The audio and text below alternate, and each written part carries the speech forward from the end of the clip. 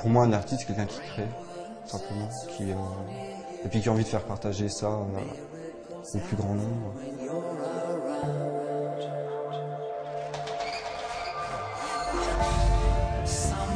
Je suis autodidacte en fait, donc à la base je suis étalagiste.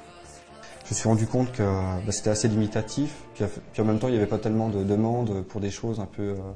j'avais fait des vitrines avec ma tante qui était étalagiste à l'époque, on avait gagné un prix, on avait mis une Marilyn Monroe dans une, dans une vitrine avec des ventilateurs et tout ça. Et puis c'était sympa en plus.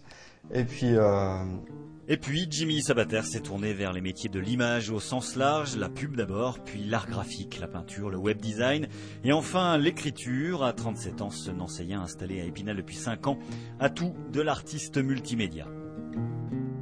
Ce qu'on dit, c'est l'art est dans l'œil de celui qui regarde. Et donc l'art pour l'imaginaire, c'est un peu ça. Donc les gens voient une peinture et puis peuvent imaginer un monde, alors qu'un livre, en fait, c'est le contraire. On crée le monde et les gens imaginent le personnage. Le 3e roman de Jimmy Sabater vient d'ailleurs d'être publié avec un titre à double entrée, Trans. Donc le point de départ, c'était quelques lignes que je peux vous lire si vous voulez. Donc c'était ça en fait. Lorsque la nuit tombe, je suis cette créature faite de maquillage et de rêves qui défie les lois de l'apparence. Bon, enfin, c'était pas tout à fait ça. Donc l'idée, c'était que c'était un garçon qui endosse la peau d'une fille, un peu parce qu'il les idéalise. Et donc il tombe un peu amoureux de son propre reflet.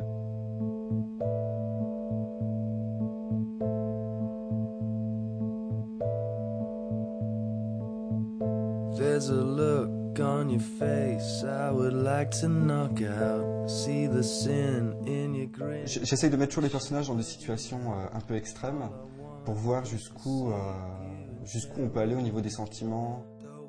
Nouvelliste à la base, l'univers d'écriture de Jimmy Sabater est pour faire court le polar psychologique. Sous contrat chez un grand éditeur national, ces 2 premiers opus avaient été très bien accueillis par la critique. Parallèlement, l'artiste s'est essayé, là encore avec succès, à un autre support de création, les émaux de Longwy. Moi je connaissais pas du tout, la seule image que j'avais des émaux de Longwy, c'était le bleu caractéristique des émaux, et puis les vieilles pièces avec des fleurs et des choses comme ça. Donc j'avais pas trop une image moderne. Donc quand on m'a parlé des émaux de Longwy, je me suis demandé comment il fallait le prendre. Et puis, et puis donc après, quand j'ai vu le résultat final sur les vases, je trouvais ça vraiment super. Donc j'ai continué.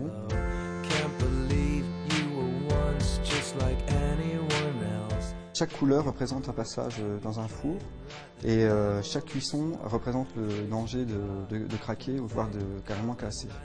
Donc et la partie la plus délicate, c'est ça, c'est la dernière parce que c'est de l'or en fait. Et donc quand ça pète, ça s'échappe. Sa 3e et dernière collection en date d'Émaux de Longwy sortira en janvier. Elle est exposée en avant-première au Conseil général des Vosges à l'occasion de la Biennale de peinture.